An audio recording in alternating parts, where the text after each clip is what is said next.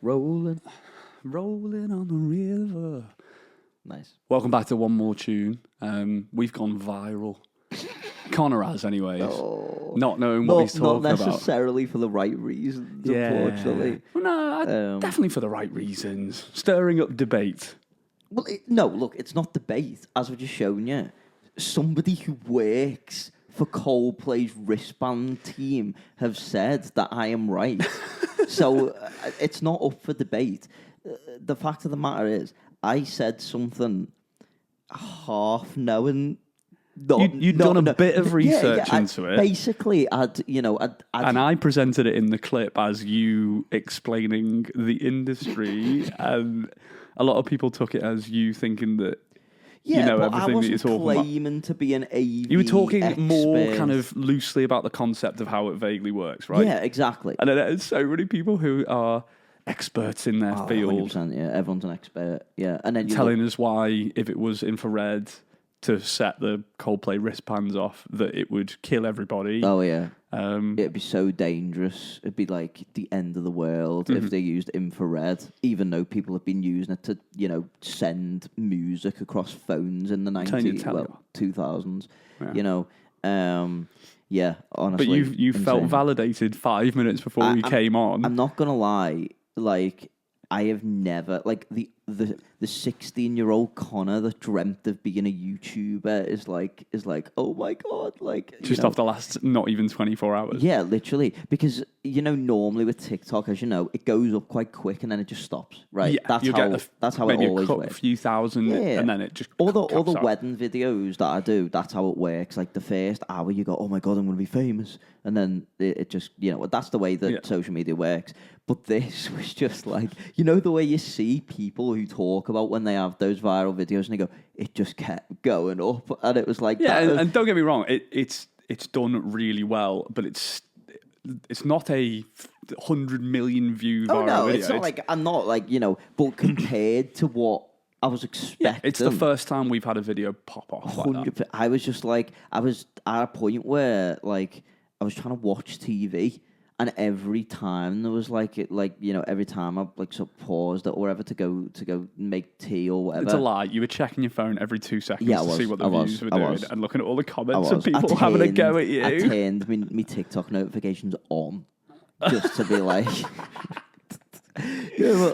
but there was some interesting comments that weren't even about what I was talking about, Yeah, I think when it gets spread to that many people, you're just going to get... The internet's a crazy place. What the best part about it is when people start arguing with each other about things. Because I'm just looking at it going, thank you for helping the algorithm. 100%. Thank you for helping the algorithm. But it's like, I feel like I've caused a fight here, you know what I mean? Like, I think it's funny because some people, you have like little...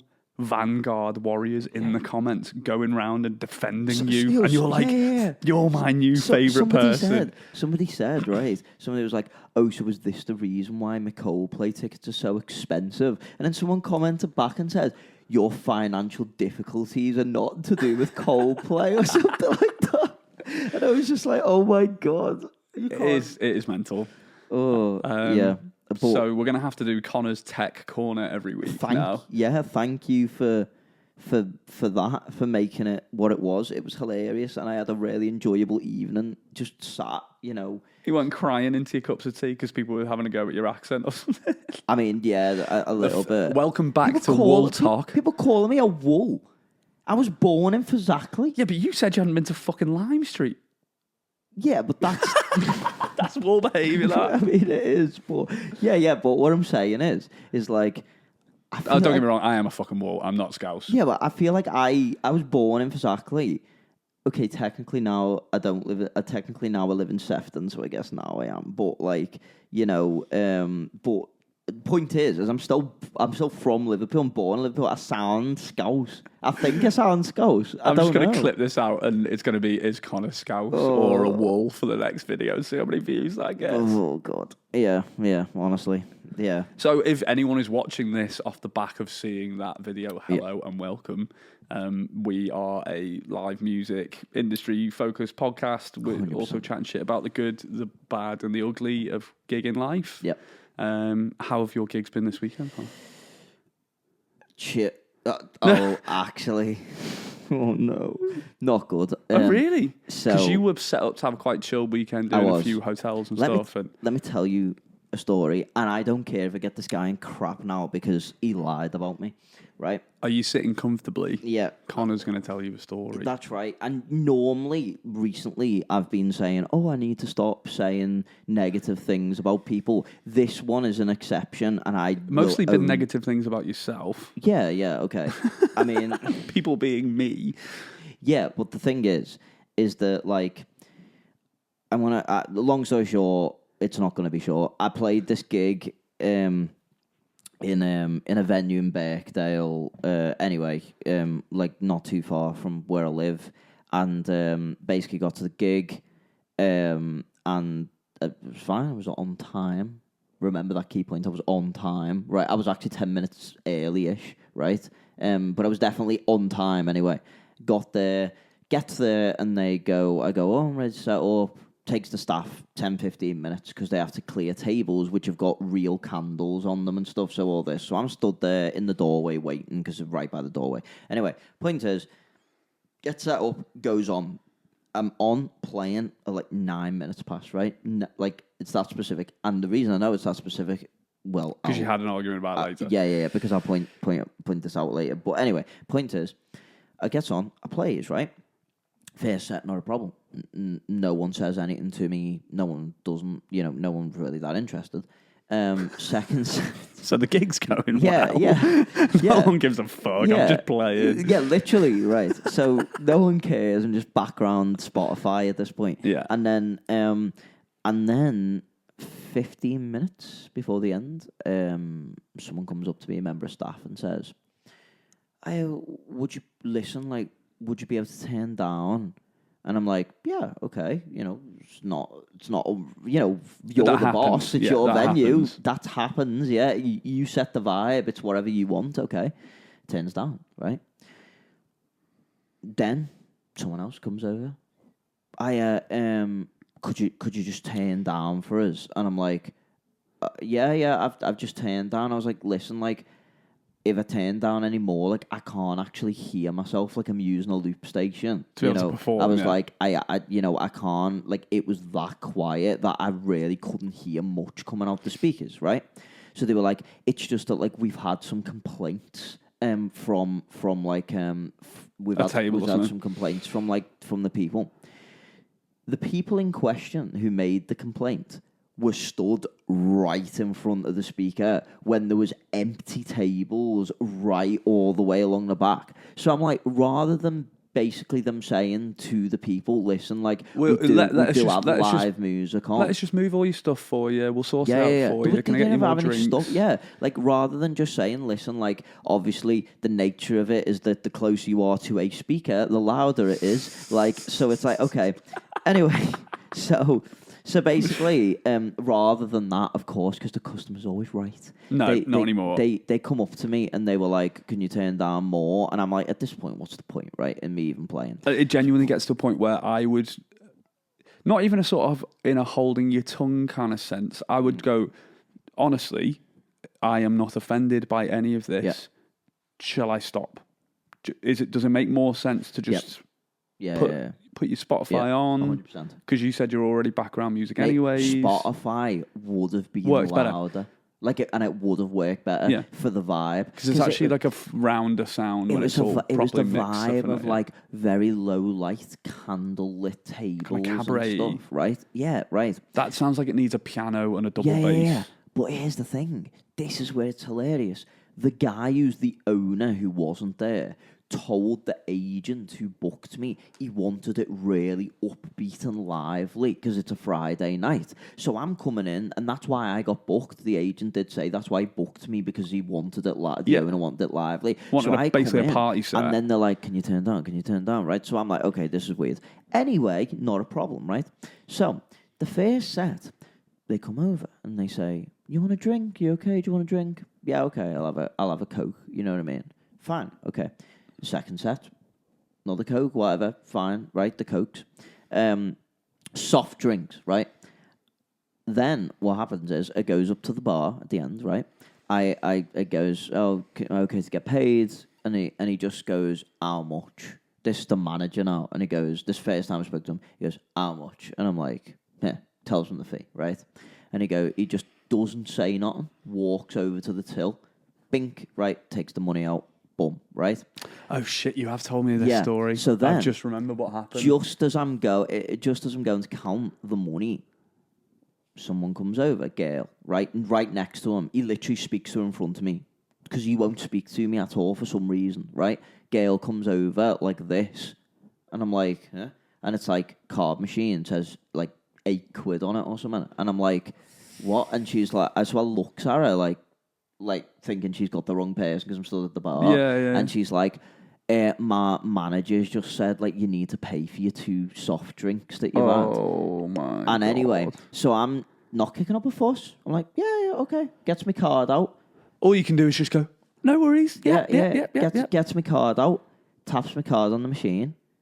The card declines because I used the wrong card. Anyway, just a funny little moment because, yeah, because then in that moment you're trying to swan your way through it. It was quite and funny. keep your composure. Yeah. And then you fuck yourself by declining your card. For everyone who's like, oh, well, why would you have a card that declines? It's because I have 4. I've got like a travel card that's got no 4 money on it different unless I'm on bank holiday. accounts. This one in particular was my Revolut one that I use when I'm working abroad to transfer into euros. That's why it declined. I just want to point that out. Anyway, but so the card declined, and then I was like, and it was because I don't know why I'm doing this, but I use Apple Pay for everything, so it basically just come up with the wrong card, right? So anyway, she comes back, she's like, that's not going through, and I was like, yeah, okay, sorry, it was the wrong card, right? Fixes it, pays for it, all good, right? Then then anyway, I leaves the bar, packs away, leaves, right? Next day, I goes to the fuel station, goes to put fuel in the car. And I pays for cash with the fuel, right, out of the cash they gave me, looks at my wallet, and I'm like, that's weird. That doesn't look right. Then, actually, like, obviously, because I didn't count the cash finally on count the the night, money. because they came over with the card machine, and I was that took back bit. It was like, so I didn't count and it. your card cancels, and you don't. Yeah. So I was trips your brain to not do the job. Sort of like, sort of overstimulated by everything. So anyway, so that's all good, right? Realizes that they've paid me short, right? So I am like, okay, gets onto the agent, and I'm like, Didn't realise this last night because I was obviously leaving and packing and he's stuff. like, what, oh geez, like leave with me, whatever, right? So that's all fine. Did you tell him how the gig had gone? No, That the guy was a dick and not yet, right? So then doesn't hear nothing back for a bit because he's a busy man. And he gets back to me the next day, and he says to me, I'm really sorry about this. I haven't told you about this, but he says, I'm really sorry about this. Do I know who this is as well? Yeah. Yeah, okay. So it's like, I'm really sorry about this, but unfortunately, the venue have asked me to not let you play in there again, and they've asked me to remove all future dates that you're in there. And I'm just like, what has happened? Like, in your head, you've gone and done a slightly blag, pretty quiet gig, and they've asked you to turn down, you've done it. They asked you to turn down, you've done it. I've played there before, and he literally, the last time I played there before this time, the owner was waving cash in my face, being like, can you play on an extra hour because everyone loves you and that. So I was just like, what has happened here? So anyway, I get back to the agent, and I'm just like, mate, that's bizarre. I'm like, just do me a favour for the sake of my literal mental health. I was like, can you find out what I did wrong or like what's gone on? I was like, because I just it's right? enough of a bizarre thing that if it is something you've done, you'd want to know to avoid to not doing do it again. Yeah. So he gets back to me and he says, "You got an answer?" I spoke to the bar. I didn't know this bit. Come on, here we go. The juicy stuff. Let's go. This gets into like so good, right? So he gets back to me and he goes, he hates the podcast. He gets back to me and he goes, so the manager, not the owner, the manager, the one who was funny with me on the night, has got back to the owner and said, I showed up 30 minutes late, right? Which is a blatant lie. I didn't. And I was like... But what? No, what but I it don't gets get. better. Why No, did, it gets okay, good. come It on, gets come on. good. Because, right, I go, ho, ho, ho. I can prove that I wasn't. Because, bit of a Doesn't sad, it in your head? bit of a sad tip, but 2 ways. First of all, I use Waze on Apple CarPlay. Yeah, and it'll tell which you where logs you the were and what journey. you were doing. Second of all, which is even more accurate, I don't know if you know about this. If you have iCloud on your phone, Apple track everywhere you go, and it marks significant locations that you're in for a period of Right, time. okay. And it only carries it for about a week or something. And then gets rid of it. And then it gets rid of it, right? Now, if you can't access it on the phone anymore, I think, because they got rid of it for security. But if you go on iCloud on your laptop, you can view these, and it tells you So it's like your timeline. exactly the time you entered somewhere. So I was literally like, mate, I can prove that I was there and stuff. So anyway, It's difficult because even if you know you can prove all this stuff, and even if they then concede and go, okay, fine, whatever, you don't want to go and do that gig again. oh no, I'm not doing it again. It's more about proving a point, almost. It also was to the more agent to show showing the agent that, like, hang on a minute, like, I'm not unreliable. I literally said to him, I was like, mate, I've had a lot of things in 10 years of doing this, but I have never had a manager or a bar Sort of who target, I don't even know just blatantly lie and say that I was half an hour late. Now, me theory is... He was 40 minutes late for recording the podcast this morning. Yeah, okay. And I can show you that on a timeline. But my theory is, right, is that this is, like, from people I've spoke to, this seems to be the working theory, is that the guy tried to, didn't like me for some reason. I don't know why. He tried to maybe not pay me, to maybe pocket the money, right? Maybe. I'm not accusing it. I'm just saying Allegedly. Allegedly, right? Allegedly. Maybe he tried to keep some money for himself and hope I wouldn't notice, right? Yeah, and kick up a storm so you'd never come back and be able to challenge him on it. And maybe he's now trying to use, you were late, to justify why. It's finger pointing. Yeah. And the thing is, because I then was like to the agents, well, here you go, I can prove that I was there. Now, they've all gone quiet. No one's replied. No one, like, the bar hasn't even got back to the agent or nothing. So basically, Dodgy. Yeah, 100%. So, and the sad thing about this is that that's another public gig that you've lost. The sad thing about it is that the owner is a really nice guy, and I've played their sister venue, which is next door. I've played their sister venue multiple times this year, and it's been unreal. It's really gone nice off, gig, yeah. Really nice gig, and everyone's been up dancing and things. I do not know what this guy's problem was with me in this venue. I'd never spoke to him the whole time until the end, asking for, whatever, for me money and stuff. I never even, like, sort of did anything wrong, like, or anything different to how I would in any other gig.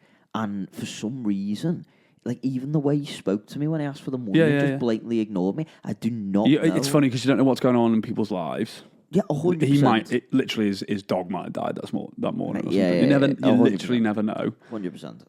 It's just so bizarre to get targeted like that and someone making up shit. Yeah. And never happened to me before. You think potentially stealing your dollar and... Yeah. That's really not good. I had a similar thing a few years ago with a venue that I don't play at anymore. Okay. Because of this. Okay. Friday night, I was booked as best I understood it to be something like 9:30 till 11:30, something like that. Okay. The previous gig that we'd done had been that time. Yeah. I turn up at the time that I normally would, about half an hour beforehand to get set up and everything. Okay. And I walk in and the girl who runs it and books me, it's like, where have you been? Yep. Everyone who was coming to see you has now left because you're not here. Yep. And they'd been advertising me at the wrong time. So I turn up and I'm already being blamed for the bar being empty before I've even started. Yep. Mm-hmm. another interesting thing that we need to touch on is whose responsibility it is to fill a bar, because I've got so many other examples of stories about that. 100%. And I play the gig, funnily enough, bring quite a lot of people back in, and it ends up being quite a busy gig. Okay. And then I'm going to get paid, and they try and short me on my money, but to my face. I was working at a certain fee. Yeah. They gave me a lower fee and like said, how much are we talking with the cut? Like half? It could have been. It wasn't half. Okay. It was 120 quid instead of 150 quid for 2 hours on a Friday night. Genuinely, from principle, if it was a fiver less than what I was meant to be getting paid, I would have. I would have. Their fault. Yeah. I would have still had the same reaction. Just separately, as a separate point. If you try and underpay me, from what the previous agreement was, even a quid, 100%. I'll be like, well, I'm never going to work for you again. It's just a principle thing. It's like a values principle thing. So I go, okay, no worries. I'll take that money, and then I've just literally binned it, cancelled all my gigs. Didn't play. I still haven't played there again ever. Yeah. So that was more from I'm not people getting things wrong, stupidity than anything else. Poor communication, all those kind of things. 100%. I had the exact same thing happen to me with an agent I don't use anymore, but a long time ago, I had a communication organisation. Oh, mate. It isn't hard. It just isn't hard. It's just a bit of work. It's a couple of texts or something. It's just a bit of work. And as I say, basically with this gig, I was driving a long way. It was about an hour and 40 minutes to this gig. It was a well-paid gig, but it was still a pub, you know. And it's a long way to go for pub stuff. It is. But this agent was a new agent, and I was trying to impress them and whatever. So I was like, "Yeah, I'll do it. Yeah, it's fine." So an hour and 40-minute drive. Then as I'm driving, I left with about 2 hours 10 to spare, and as I'm driving, as happens sometimes with these long distance things, like the time goes up on the expected arrival, right? If you've got a drive that's on motorways and it's over an hour, there is every chance if there's a crash, it doubles. Yeah, 100%. Yeah. So I get there, right?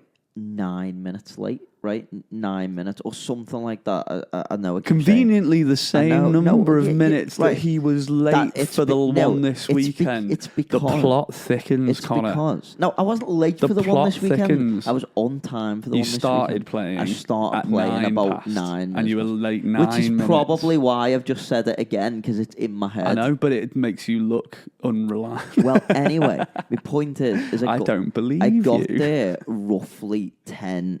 Right, maybe. Oh, it's gone to 10 now. Yeah, because my point is Sorry, it was no more. It was no more than 15. Right. Did you let them know? It was no more than half an hour. No, listen. So yeah, no. Did you tell them? Yeah. So this is where I think we might have talked about this on an earlier episode. Maybe. So basically, my point is it's like 10 minutes, right? I get there and I text the agent who didn't relay this onto the venue. That's the one thing about a chain of communication. 100%. If there's another person in the middle, it's a lot of agents twice as likely to miss. A lot of agents will book you, but then if it's Saturday night, they're like, "I'm with my family by." A lot of agents are musicians doing their own thing. 100%. So anyway, I got to the bar, and the bar did the exact same thing and said to me, but they didn't even let me play. They were like, all the people who were here to see you have left. And I was like, it's 10 minutes, and I've drove an hour and 40-odd minutes to get here. I was like, look, I said, I've come I literally showed them. I was on the sat, and I was like, I've drove all the way from Liverpool to be here. I was like, I've had to go across like 3-4 different motorways. Like, it's not, probably pay the run call. I said, like, I can completely understand, if I'm like showing up 40 minutes late and people were there, then of course I'd be like, look, it was unavoidable. I'm sorry, it was my fault. It was the traffic. But a mutual understanding. But I would still maybe expect to get paid off. But like, literally, even if the gig doesn't happen, I'm so late that it can't happen. But like, literally, like showing up 10-15 minutes, late. Was it after your start time? So 10, 15 minutes I after your think start time. Say something like I was supposed to be starting at 8 or something. I got there at like 10 past 8. 8 in a pub on the weekends early anyway. Yeah, but live it was music. like a very local bar, like in a town that there's only one pub or something. So like point is they were basically like saying they built like, oh, everyone's gone home.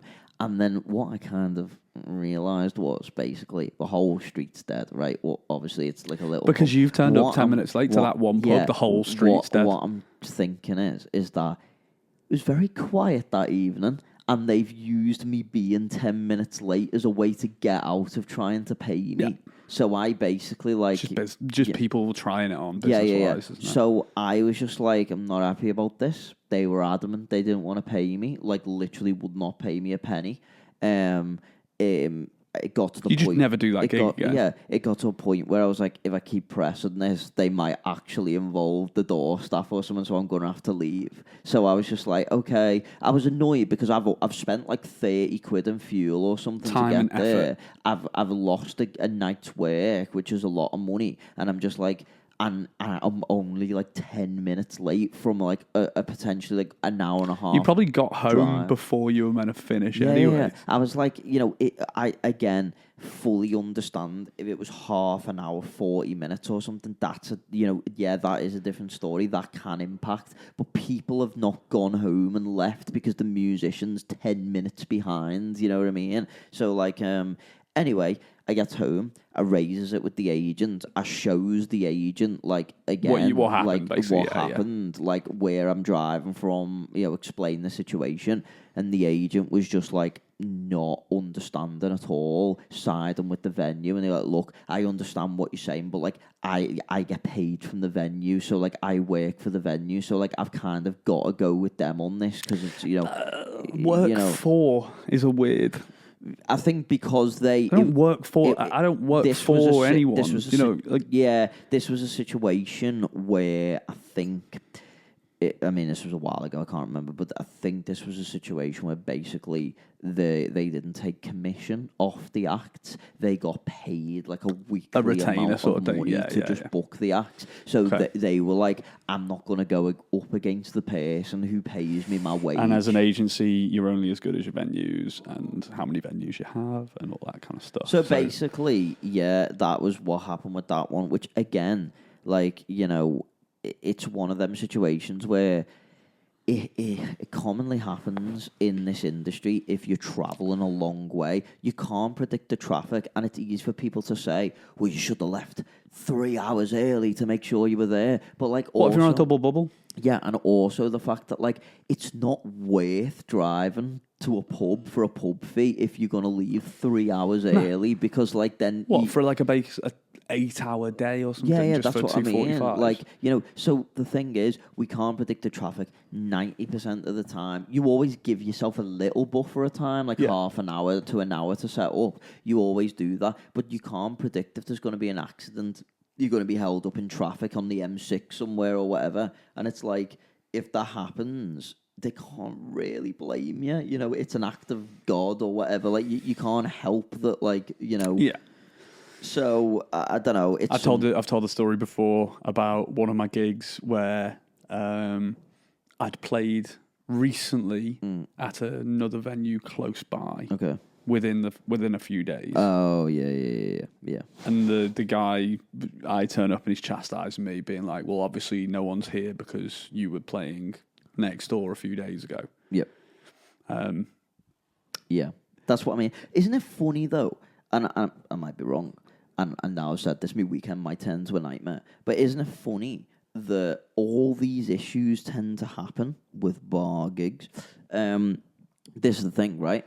It's difficult. I'm not saying that it doesn't happen with the private, but what I've definitely found is if I'm running 10 minutes late for someone's like birthday party or something, not everyone's going to go home because the musician's because I've had to travel like 2 hours to, in some cases longer. I mean, I did a party in for example, Anglesey the other week that took me like 3 hours to get to because of traffic. Yeah, and I literally, I end up being 10, 15 late, and I explained signed, and they were like, "Oh, like don't worry, we're just made up. You've come all this way for us. Like we were so happy." And I'm not saying that that's an excuse. I think it's just because the bars, everyone knows about bars, venues in the UK, and the struggle and the amount of places that are closing, and the amount of pressure these people are under financially to make it work, and having busy Friday, Saturday nights is literally how they keep alive.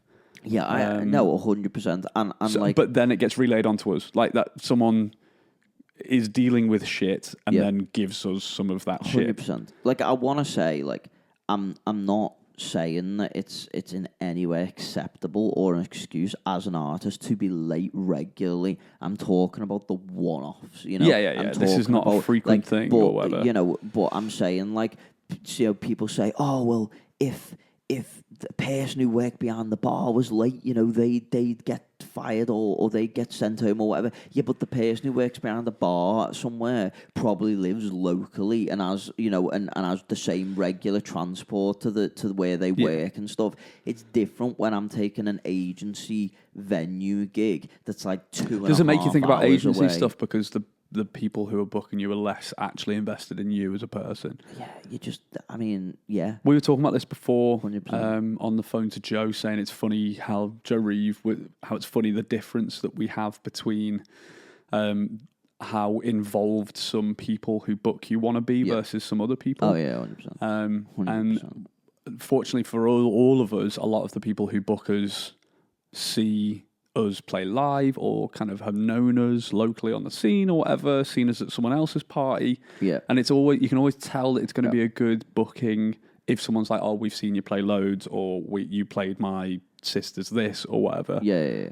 I always, whenever I get those messages, I'm like, I don't have to win these people over. Yeah. Because if you sometimes go into a room of people, to be fair, it's one of the things I do think about at a wedding is the bride and groom might know me, a couple of the bridal party might know me, if it's a booking where they've seen me play or whatever. But actually, you are going into a room of strangers and taking over. 100%. And you are trying to win people over. But it's anything that tries to give you like that little bit of extra ease into that where you have to win 100%. people over less. Yeah. And I will say on the wedding front, by the way, that is the only time that I will actively be like, I want to get there 2 hours early and make sure there's no chance of being late, because a wedding's different. Yeah. I feel like if you're late for someone's first dance, if because of traffic you're 15 minutes late getting up at like a 60th birthday, I feel like they're gonna be like, okay, he's 10 minutes. No, they're behind. going to be like, come on, it's not got long left. Well. Christ, yeah, okay, but I feel like at a wedding, you know, it is different. It, you know, and the fee reflects that, which is why we, you know, because there's more expectation, there's more organisation. Plan when it's a wedding, we plan for that to be an all day situation. Yeah. Do you know what I mean? And there's more nothing else. You know what I mean? You get there very early, everything, like it's all planned perfectly. That is the kind of gig where you bring spares of your spares and all that kind of stuff. 100%. One of the things we were going to talk about is like little tips that we can give out to brides and grooms about, you know, the whole process of booking a musician for your wedding, probably. Yeah. And what we would say from our perspective is best practice stuff. Well, from a musician who from a musician's perspective who plays regular weddings, what is like the main things that you notice about, you know, the way people run music and entertainment at weddings? What's the main thing that you notice that, like, you know, sort of irks you a bit, or that you change? Me and Alex talk about this a lot. My job is slowly morphing into kind of doing the master of ceremonies role through the day quite a lot. Because if someone books me for a full day from ceremony to the end of the night, I am kind of the person who's doing the through line of the moments and the changes. 100%. And, you know, you collaborate with the venue, if there's 100%. A venue organizer or whatever. Yeah. For the change over the room, when we're trying to do first dance, what time, what kind of setup, where we're at. Yeah. And the flow is really interesting. To get a good flow at a wedding is really interesting. Right. It's quite a delicate thing, but there is like a bit of a formula structure you can work from. Yeah. And everyone has their own wants and desires and might want something different and whatever, but the general formula for a wedding, right? Ceremony, if it's 1 o'clock, you do sort of 1 till 2, as that's the window for the ceremony and people coming out and sitting back down and whatever. Yeah. Then it's often afternoon drinks for a couple of hours. Yeah. Which is often an obvious point to stick some live music on. Yeah. That tends to be pretty chilled because it's still earlier in the day. If some people, to be fair, I've seen some people deliberately try and get that bit going. Yeah. And I respect the hustle, and if that's what you're going for, then 100%. But if Yeah. I'm getting booked for the afternoon of a wedding, the general understanding is that it's pretty chill, backgroundy kind of stuff. Yeah. You want to get people involved a little bit, but there's no expectation for this is the party section. Yeah. Then it's normally meal for 2-3 hours, something like that, 4 till 6. Yeah. Room changeover, evening guests arriving, sort of 6, 7. One thing that I think people misunderstand is how long evening guests take to settle at a venue. Yeah. Because everyone else has been there all day, they're waiting for the evening party to start. Yeah. If people try and start the evening party too early, just as the evening guests are arriving, Yeah. you literally need to give them an hour and a half Yeah. to 100%. get a couple of drinks in, say most of their hellos. If you want to then be able to focus everyone to do first dance and actually get people up and dancing and have a party. Yeah. 100%. So anyone that tries to do first dance too early or too late, they are... Timing is everything. isn't it? It's flow. Timing and flow are just so important. Yeah. So say evening guests arrive at 7, first dance 8, half 8. Yep. Evening food's often 9 o'clock, half 9. Yep. Second set, maybe 10 o'clock, and then disco, karaoke, whatever, till curfew. 100%. That is the formula as I understand it.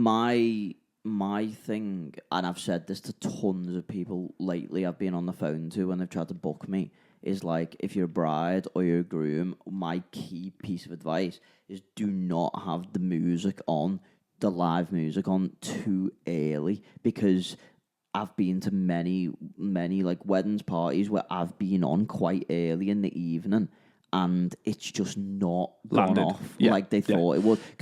And the thing is, another key tip is do not have the musician on at the same time as the buffet, because it will not, if people are eating... It depends on the type of musician, obviously. And the type of buffet, I guess, if 100%. it's like picky or... But like, I've definitely had somewhere like in the middle of an upbeat set, someone's come over. Can you announce the buffet? The buffet's open, and it's like, but everyone's like, that is how like, to kill mate a dance floor. Yeah. But it's not their fault. It's just that the running and the timing. It's not their fault. Like, they genuinely don't get the clash of it. You know what I mean, or something. Well, that's at my evening sets. I always try and finish my first set as the buffet comes out. Yeah.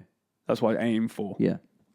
100%. And then give people more time than you think after a certain thing. So evening guests arrive and give them a bit of time to settle in properly. Buffet, it's probably an hour. Yeah. Probably 45 minutes to an hour. You really need to, if you're going to try and get everyone back on side to fill a dance floor again. Yeah. Because not everyone's going to get served straight away. If it's half an hour, people are still eating. You're trying to come back on and doing some power tunes and like what?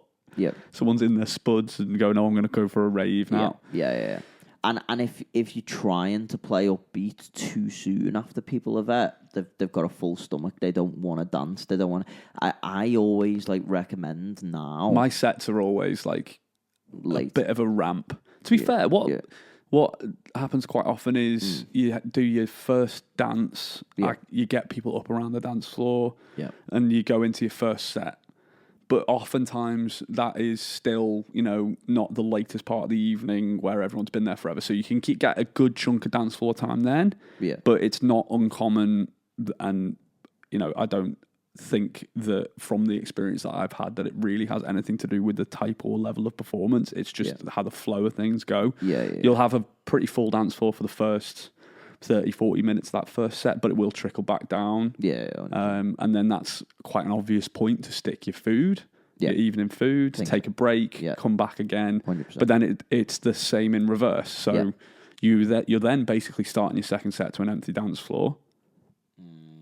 But the second set can be that big build towards Hey Jude in a circle at the end kind of thing. I think so. So in my head, the kind of evening wedding sets go like that. So I start my first set after the first dance pretty high intensity, and it can come down if the dance floor thins out a little bit. 100%. And then you start a bit more chilled because you're playing to an empty dance floor. And as more people get into it, you can then start being a bit more into I love venues that have a separate room or separate area for the party after the food. So, like, for me, that's the best, because, like, they go, okay, this is eating time, this is the breakfast. It's then making it really obvious and easy for the guests to understand what's happening. Yeah, this is the dance room, this is the eating room, this is the drinking room, whatever. You've got to just lead people, and that's like the same in any event. Like people go to have a good time, not think. They want to they want to have a good time. They want to not think too much about things. They just want to be led. This is where you go and have a dance and you go and have a drink and have a good time. Like I was saying, it is getting to the point with some of the weddings that I'm doing that I am basically like hosting as well. Yeah. Like a few recently where we've been in one area setting up to do the first dance, and then a lot of people, if the weather's nice, be congregating outside or something. Yeah, all sitting outside having a nice drink, having a nice time. 100%. I'm now at the point where I've got a thick enough skin and I'm confident enough to do it that I'll just go around and talk to everyone and be like, just let you know, guys, 10 minutes, 15 minutes, if you want to head in there, we're going to be doing the first dance. Really simple things like that. And the difference that it makes to the effectiveness of what you're trying to do 100%. Is massive. Absolutely massive. 100%. Hey guys, hope everyone's enjoying the episode so far. Please remember to go and follow us online, TikTok, Instagram, all those places. Like and comment on this. You can book us for any private parties, events, weddings, whatever it is. Drop us a message on our socials. Come see us live. We're playing every weekend around the Northwest. Let's get back into the episode. How would you like to be booked? What's the process that you would give as advice? Well, enough notice. You should say this. Enough notice. Because it's all over the place at the minute and I need to sort it out because I kind of need to steer people away from booking me via Instagram. Because the thing is like, well, we've spoke about this. Like, obviously, we chat with a lot of just friends and family and stuff on DMs on Instagram, and it's like it's so hard to separate work from personal life doing it that way. Much. Whereas when people use the JOF form or email, it's like I know I'm not getting an email off me mate. You know what I mean? Like your mate's not sending you a meme on Gmail. Yeah. So it's like when I see a notification on my phone. And it says JOF form or it says Gmail or something. Work. I know it's work, and I know I'm awake. You can either engage with it or not. I'm like I'm awake and right now, or couldn't this wait till 10 a.m. tomorrow when I'm in the work, when I'm in the the home office thing or whatever. So 100%. I think the social media thing, but the hard part of it is like a lot of my bookings come off DMs, and would those people be bothered to actually fill out a whole JOF form like some of them? It's not hard.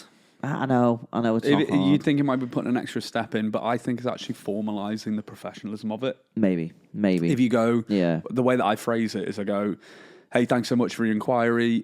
Can I ask you just to fill this form out or give me all the information I need to be able to check my availability and give you a quote? Yep, 100%. And I think if you read that, you go, okay, the next step to be able to book this person is to fill in this form. Yeah. And then you get a better idea. You can make your form as tailored as you want. You can be like, tell me what type of event, how energetic you expect it to be, how many people, all those kind of things. Yeah, 100%. I think the process, as best I see it, is notice, come with your date. Yeah. Some people try and book me for June in 2 years. I'm like, okay, when? Yeah. Where? The biggest compliment I've ever been paid is people have moved their wedding to try and find when I'm available to play it. I can't believe that's true. That is not me being up my own arse. I know it sounds like it, but that's something that's genuinely happened a few times, and that's the biggest compliment you can possibly ever pay. 100%.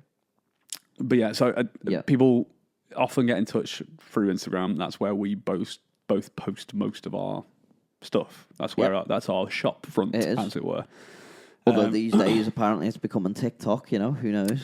Yeah, that's people going to book us. TikTok's weird for bookings, but I've had a couple recently. I have had, and I think that, to be honest with you, listen, that's what you got to think of. It's When all you just get people. them booked for weddings, people are going to book you. People who are at the age, not that there is a set age, but they're at the age of getting married, that kind of thing. The thing about TikTok is it's still predominantly a younger sort of crowd on there. I know it's changing. It's definitely changing, but it's still predominantly much younger than Instagram. And the thing is, I think that as more and more people go to TikTok and stuff, and also just as the people who have grew up in the TikTok generation get older and start getting married and whatnot, I think that's when it will move over. You know, I think it's gonna. I dare I say like the TikTok thing more actually now. I think I like the algorithm. It's crazy because you put something out on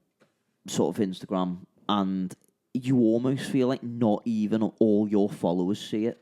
Like, you know, whereas you put something out on TikTok, everyone that I know that follows me goes, "Oh, I seen your thing." Like, everyone sees it, and not just them, but also at least like 499,000 other people. Yeah. Well, no, but at least like a lot of other people also see it. I think TikTok's better for it genuinely being a meritocracy. Yeah, 100%. Like, it's stop checking your fucking notifications, can't it? You don't have to do your work no, now. I'm seeing if anyone replied to your thing with questions. Right, okay. You're allowed to look at that. Yeah. Has anyone replied to it? I don't know because I've got very self-conscious about it. The TikTok thing is so much more meritocracy on how good the quality of whatever the content is. Instagram's a funny one. It sends half to your followers, half to new people. If you look at your metrics on Instagram for a video that does all right, it is kind of 90% your followers. Whereas if you post something on TikTok that does all right, it kind of flips the other way. Followership on TikTok is a lot less important than followership on Instagram is. Have we had some interesting comments? People... I just love these messages. I'm not going to say the name. My friends are going to Claremont Farm on the 23rd of August. Obviously, this is previously, back a bit. Friends are going to Claremont Farm on the 23rd of August, but I'm in need of 2 more tickets. They're sold out. Do you happen to know anyone? Well, if they're sold out, that's insane. To address it slightly, imagine just DMing Chris Martin. See, I'm back on the Coldplay train now. Yeah, imagine DMing Chris Martin. I'm like, lad, I'm trying to get some tickets for Wembley, mate, but the sold out. I think that's the level. It's because to be able, people can just message me asking me about it and stuff, and I do reply to people about extra tickets and stuff. Often, it's impossible. Yeah. But if someone texts me saying, "Oh, we can't come, we've got 4 tickets," I'll try and link those people up. Right. Okay. Yeah, that makes. So I've kind of not helped myself there because people are just going to keep asking for spares and stuff, and the Christmas ones have sold out, and they have properly sold out. Yeah. Like, there is no wiggle room sold out. How much of your success in music do you put down to the fact that you look like Benson Boone? I had it on Sunday. Yeah, so I had another fun video on Sunday with the Dobros because I'd gone to that cricket club. Oh, that the cricket rain day. That was insane. storm. So everyone, I was meant to be playing outside at a cricket day event at Port Sunlight Cricket Club, and the weather was horrendous. Yep. And I rock up, and I'm like, I there's thought you no can't way. play cricket in the rain. Give me a second to get into my story, and I'll be able to explain that for you. The cricket is obviously not continuing because of the weather. Dobros are there. I jump in the tent with Dobros, and it looks like the tent's about to fly away, and we're all trying to like hold the tent down, pinning it down, and the wind's coming in sideways. So I'm like, I wonder if this event is going to continue. The rain was only meant to be about half an hour, 40 minutes, and to be fair, it was. Okay. But that meant that I had to sit. I remember it. It was Biblical. It was biblical. It was proper power shower. So they moved me from playing outside to playing inside because in the clubhouse, everyone had gone in there to get out of the rain. But there was a guy who was sat next to where I was setting up, watching the telly, watching the Brighton Man City game. Okay. And he looks at me and he's like, you know when you just know someone doesn't want live music right now? Yeah. And he said something like, better not be too loud or something. Like before, as I'm putting my speaker on the stand, better not be too loud. I'm like, he's watching, because they've got the sound on the telly as well. I'm like... this is if you're trying to get the best setup and like environment and conditions for a gig to go well, it wasn't necessarily the greatest little first moment of someone being like, I hope it's not too loud. Yeah. I did actually heed a little bit of that advice, because you can sometimes go in and be like, I'm here to play the music, let's put the music on, and you can kind of blow people's heads off a little bit too much. So reading the room, not in terms of not just like song choice or intensity. It's also volume.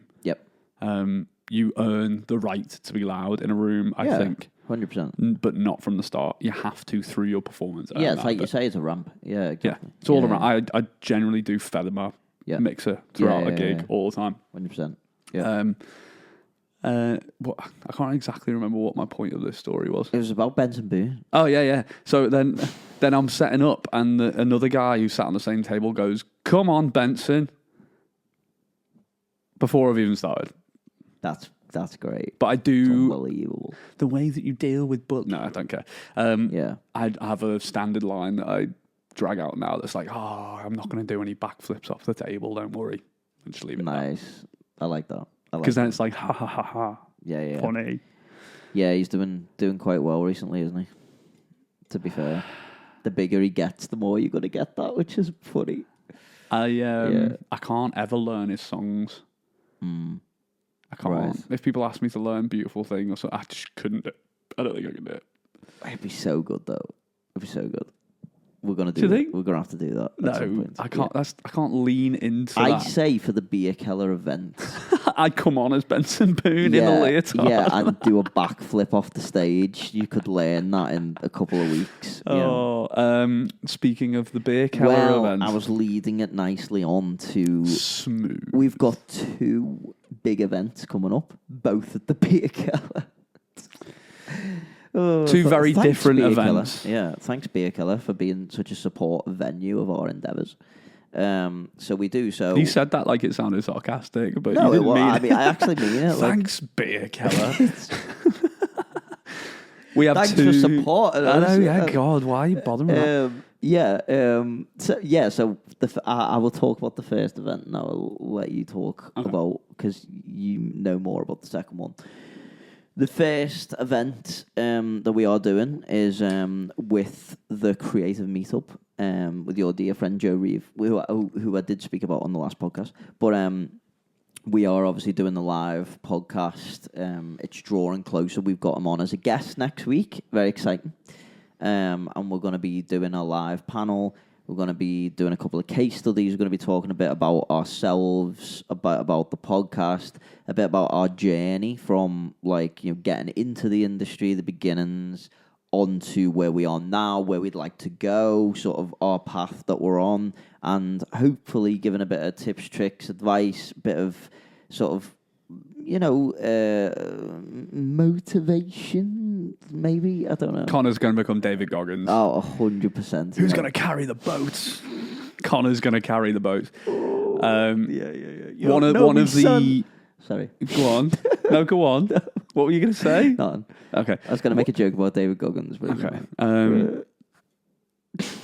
You have to try and say it now. I was going to be like, you don't know me, son. Or, oh, no. Yeah, I wish you hadn't done that. Uh-huh. One of the angles of the point of why we're doing some of the One More Tune stuff is a sort of giving people advice and help and stuff who are in a junior point of their career to where we are now. 100%. We're not finished articles. We say this all the time. We're just trying to give the advice from our level, our perspective, the experience that we do have. 100%. And we get questions off people who are, asking for advice on how to get gigs, what equipment they need, how to set things up properly, how to do their marketing, all those kind of stuff. And it's one angle that we haven't actually lent on too much in the way that we do the podcast, kind of formulaically. I think it comes secondarily 100%. As we talk about our gigs, and it's kind of like you can learn from this experience or whatever. These creative meetups that Joe have been doing are much more sort of industry focused. So it's not for everyone. This is quite a specific, more niche kind of event that we're going to be doing, where we're talking about really the job and how to get into it. 100%. All of these things are transferable skills, so it's not just about being a musician and doing the gigs that we three do. Yeah. These are translatable skills. Like the panel that I did with Joe in Manchester that has been the reason why we're now doing this one at Liverpool was a collective creative thing. It wasn't just a music industry thing. So if it's something you think you're going to be interested in, so the Beer Keller on the 25th of September, you can get tickets in the links in all of our bios and stuff. If you're coming down, please ask us some questions. It's going to be an interactive thing. We're going to obviously lead things and talk about a few case studies and examples and things to learn and like what not to do and what to do. But we want it to be as interactive as possible. Yep. We're going to play a few games, a few little quizzes, that kind of thing. Yep. The second one then is going to be essentially a lot more in the vein of... It's a gig. It's a gig, yeah. The first one is an industry-facing live talk, podcast, Q&A session. TED Talks-esque. That makes it sound like we're going to know what we're talking about. And I don't want to go into it being like, oh, come to my TED Talk. You know how we were saying that we don't know everything? The people at the TED Talks do come across like they know everything. Yeah, that is true. Yeah. We're also throwing our first gig in the Beer Keller. Yeah, that'd be sick. 31st October, it will be announced by the time this podcast goes out. I think the tickets are going to be out on Friday this week. So if this is next week's episode... 2 days. In 2 days. 2 days, yeah. So we've been wanting... We said it on the last episode, been wanting to do a Claremont-style event that isn't... tied to it being the summer seasons 100%. And also maybe throwing it in town. I thought about trying to do somewhere else on the Wirral, but I think the Claremont gig is the Wirral gig. Connor's having a good time setting up his mic again. Yeah. Well, we need more expensive podcast equipment. Apparently. No, that's not the point. They're not talking about the expensive podcast equipment. They're saying that we shouldn't be able to afford it. I'm going with that. Podcast equipment should be more expensive. Yeah, apparently. I want to say, right, okay. Can I plug this gig or not? Sorry. So, Beer Keller, that room holds 300. We want to get as close to that as possible. Yep. I've always been intrigued to wonder what the actual top number at Claremont is. We are limited for certain reasons. We've done 3, haven't we? I think we've done 3 not on paper. I think we've done 3 in life, but I don't know if we actually sold all of those tickets. Or right. A couple of there was definitely some people at the door going, Harry sorted it. Harry sorted it. Yeah, man. I'm friends with Harry's auntie's dog walkers. Whatever. He said it was fine. Yeah. Who was the person from America? Oh, Janie Kunkel. Who was that? She deserves a little moment talking about her as well. Let me finish plugging the gig. Okay. We're doing Beer Keller on the 31st October. It is Halloween. It's not going to be a Halloween event, but we are going to... Is that going to be a ghost? Yep. Oh my God, stop derailing me. My brain isn't working like this today. It's going to be on Halloween. It is. We are going to be doing, the best dress table, I'll buy a round of drinks for you, whatever it is. So you can come in costume. Nice. I will be coming in costume. You are going to be coming in costume? I am, yeah. I think I might do a sort of half-assed performance version of it. What? On stage and just have, skeleton makeup on or something. Oh, right. Do you know what I mean? Okay. I'm not going to tell you what I'm going to be. Because it's just a surprise. But is it Benson Boone? No, it's not Benson Boone.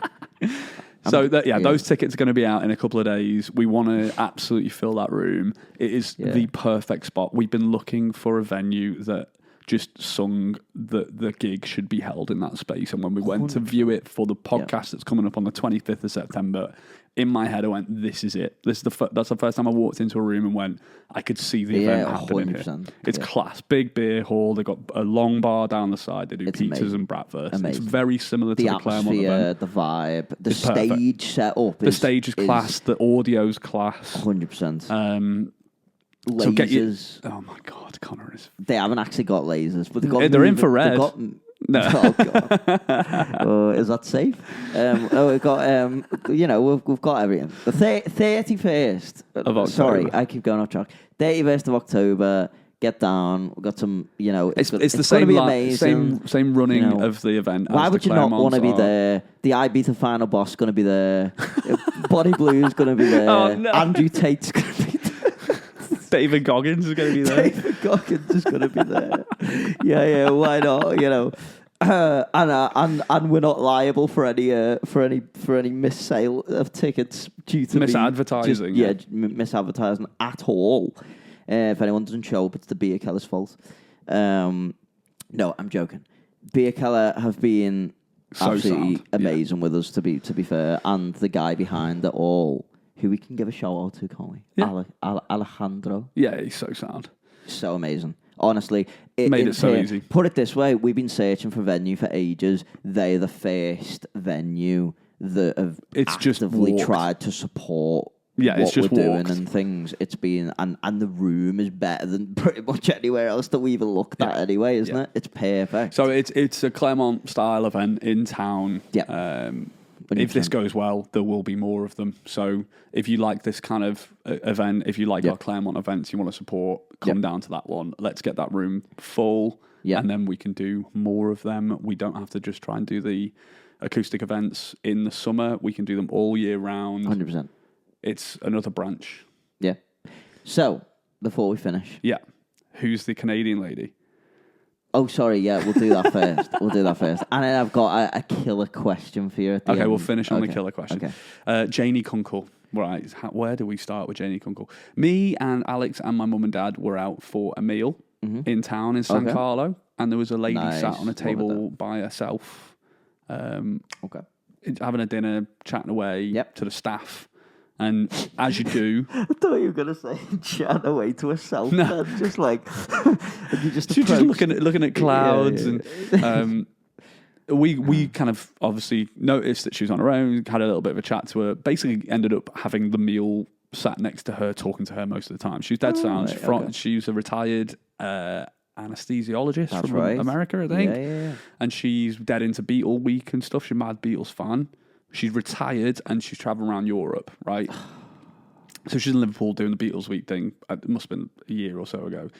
And got chatting to her saying that I'm a musician, I run events and stuff. And she was just like, oh, I'll come. When is it?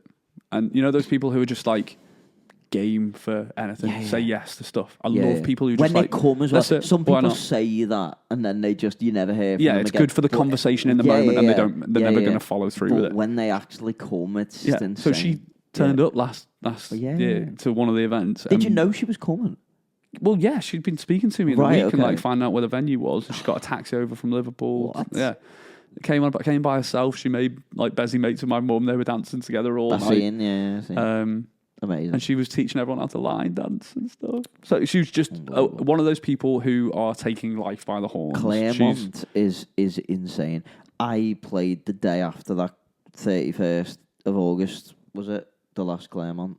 I don't know. Anyway, 23rd? whenever it was. Yeah, August Bank Holiday. Whatever, August. But when we did that, the next day I was playing in Essex. And I got to the venue, and people were literally like, "Oh, like we've been following that event that you know at Claremont Farm, and it looks insane, and we'd love to they were like, it looks mad, like we'd love to come up for it and stuff." And I was just like, "Isn't that actually mad?" Like, you know what I mean? Something that we built. Honestly, it's crazy. Like the something that you started in a farm in the middle of like the Wirral, and there's people down in Essex and London and stuff being like, "Oh, we want to go to that." It's just mad, you know what I mean? I will never, forget to be grateful for all 100%. Of that. Right, my final question, because I'm determined to make you say something that'll go viral. Okay, here we go. Okay, right. Are you ready for this? Yeah. Okay. Best gig you've ever been to and worst gig you've ever been to, and why? Performing or watching? No, like watching. Like we're talking big acts that people are gonna know. So best gig you've ever been to and worst gig you've ever been to, and why? Okay. So I've got a couple of things that come to my head. Okay. More about reactions from audience rather than the performer themselves having a nightmare. Yep. Yeah. Okay. So best or worst first? Go best first. We'll go best first. Okay. I had worst quicker in my Okay, head. that's fine. Worst seeing. The thing was, it wasn't that I didn't enjoy the gig, and I don't remember that gig being class and the performance being class. Okay. Just something happened at that gig that I have talked about before. Okay. That drove me mental in the moment. Right. And actually, I reacted quite badly in the moment in the room. What? To be fair, I've done this a couple of times at gigs. Okay. Right. More relating to standing behind really tall people. And I'm not short. I'm not massive, but I'm not short. I'm pretty like average, above average. Are you going height. to talk about the people standing up at concerts thing? No. Oh, okay. No. I've been a bit mouthy, shall we say, with some people. But that wasn't actually what I was going to talk about. Okay. Sam Fender at Gorilla. Okay. I think I've told you about this one. Mm-hmm. So he'd released his first album. Yeah. He'd just won the Ivor Novello Award. Okay. And the first song that I saw of him that made me like him was he was playing Leave Fast, just him and a guitar at Glasgow. But you know when they do it almost where the presenters are. Yeah. And they have like a little setup stage and they get some people into Yeah. So I saw him do Leave Fast. Incredible song, love the lyrics, all that kind of stuff. It captures the style and what he's writing about really well. 100%. And he was playing that song. Yep. All the band weren't playing. It was just him doing it on guitar, like the first video that I'd seen that I loved. Yeah. So I'm like in this moment going, okay, this is the moment that I've come to for this gig. Mm-hmm. And there's two drunk people in front of me just like shouting at each other. Not even like arguing. Yeah. Just loudly talking at each other. The whole rest of the room is silent. And there's these two fucking idiots just like hollering. They're standing right next to each other, but talking full volume in a dead room with a very intimate bit of music going on. Yeah. And I'm like literally just like sat there going, oh my God, I'm boiling up in my head. And like, so I didn't go, oh, do you mind just like, everyone's trying to watch this thing. Yeah. I held off and then let it all boil over. I went, you two should yeah, which way? We're not here to listen to you. We're here to listen to him. And I completely lost my cool. It wasn't good at all. Yeah. I completely lost my shit, and I think Alex was really embarrassed. But also, I was trying to do the right thing. It just came out really aggressive. Yeah. No, I get it. I think I made myself look more of a dick than they were making themselves look. But someone stood next to me then went, thank you for saying that to me. So I was 100%. Like, slightly redeemed. Someone's got it. So yeah, people not getting it at gigs. Oh, mate.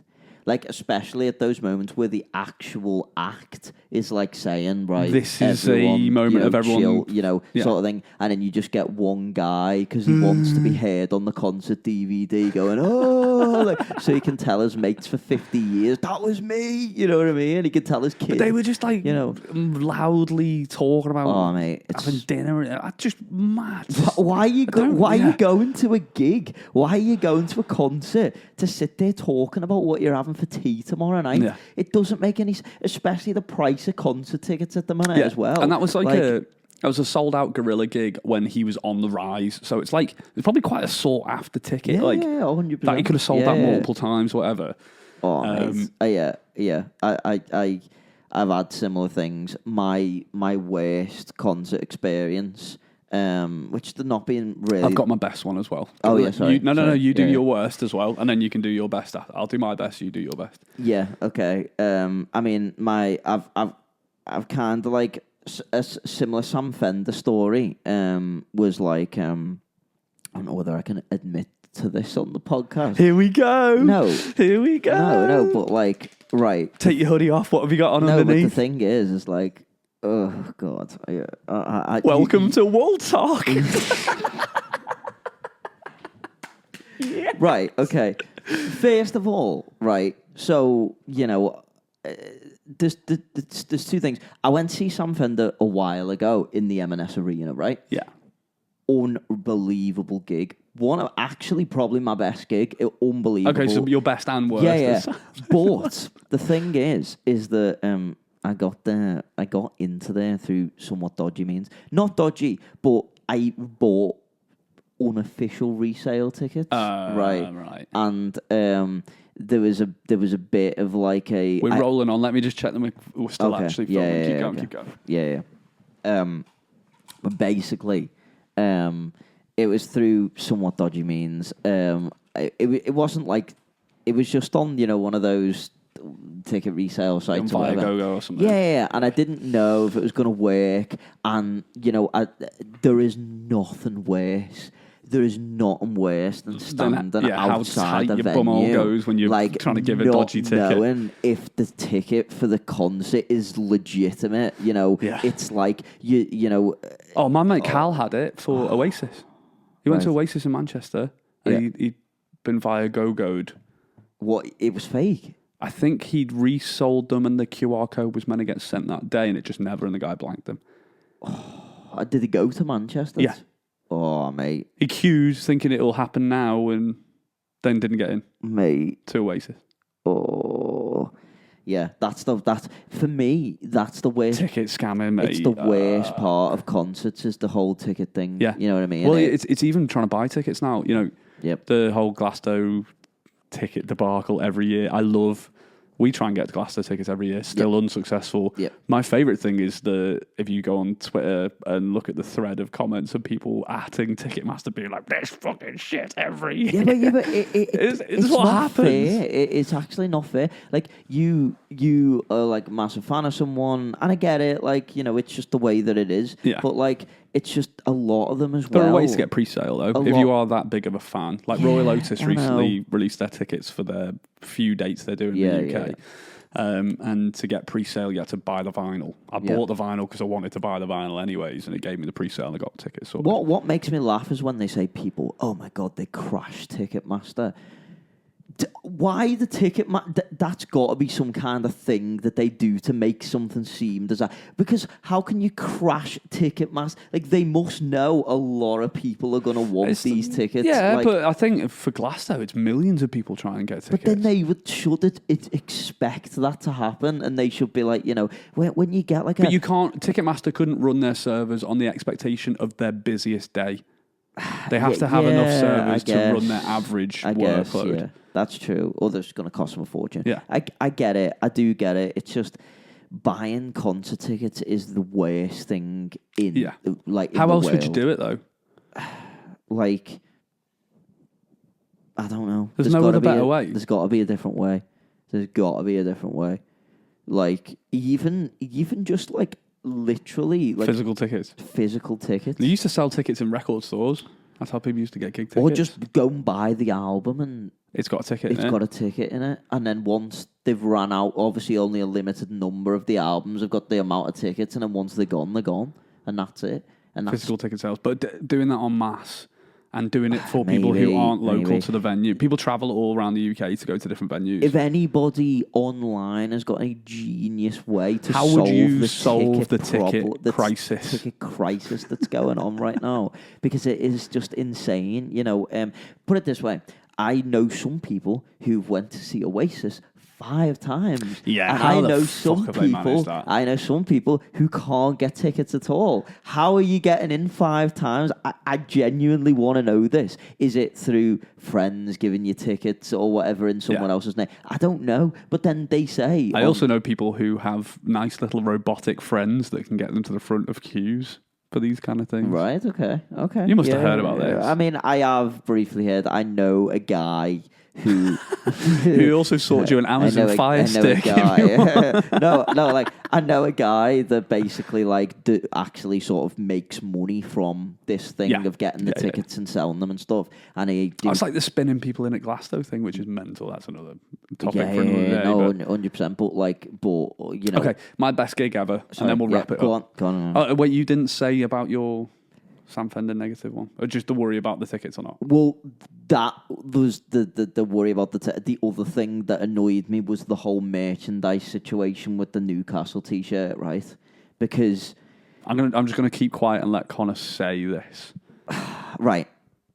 obviously I'm a Liverpool fan, right? I mean, I don't know why that's obvious, but, champions and that. But anyway, the thing is, right, is that, like, the thing is, obviously I'm in Newcastle, and I'm going to see Sam Fender, and obviously, Because Newcastle United and Liverpool Football Club are the best of mates right now as well. Yeah, 100%, Transferring big sums of money for big players. 125 mil, That everyone was happy with how that went down, weren't they?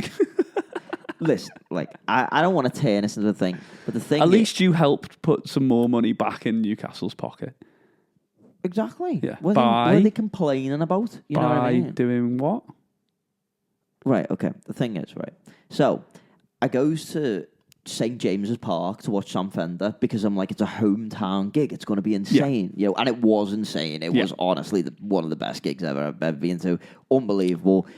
But the thing is, he's a Newcastle. He's from literally North Shields. He wears his guitar is black and white striped. 100%. His saxophone player wears a Newcastle shirt. Is wearing black and white. It's all very Newcastle. So I'm like, oh well, this is cool to remember this moment by. I'm going to go to the Newcastle United FC shop in the St. James Park.